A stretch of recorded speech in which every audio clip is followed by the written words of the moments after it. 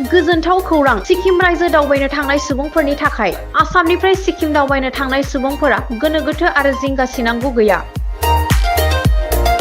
बर'नि हटेल एबा Simon group of हटेला नोंथांमोननो लानानै फैदों खम बेसेनावनो मोजां रोखोमै हर थानो हानाय खथा, साखोन सिखोन दुगैग्रा कम्फर्टेबल स्टे, लोगोसे ट्रेन्सपर्टेशन एन्ड सिक्किम टावार प्रभाइडेडनिबो सुबिदा दं बे हटेलाव। सिक्किम रायजोनि रेडिअ क्वार्टार एबा लल बाजार टु अरेटिं रडनि साखाथियाव थानाय बर'नि हटेल एबा साइमन ग्रुप अफ हटेलाव बर'नि मोजां रोखोमै जाग्रा आदार, अमा बेदर, अनला खारै, सबायजों दाउ बेदर आरो गोबां रोखोमनि बर'नि जाग्रा आदार बे हटेलाव मोननाय जायो। नोंथांमोना आसामनिफ्राय सिक्किम रायजोआव दावबायनो थांनोब्ला बर'नि हटेल एबा साइमन ग्रुप अफ हटेलाव थानो सानदोंब्ला नैबे जानबुं नं 7501510292 7501292996 नम्बराव सुरात लानानै बे हटेलाव मोजां रोखोमै हर थाहैनो हागोन।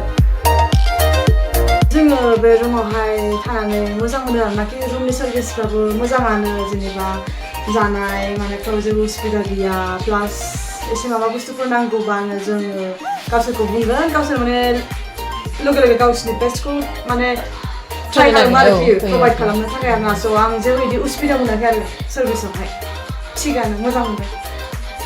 आंनाबो very nice, very comfortable and very cozy.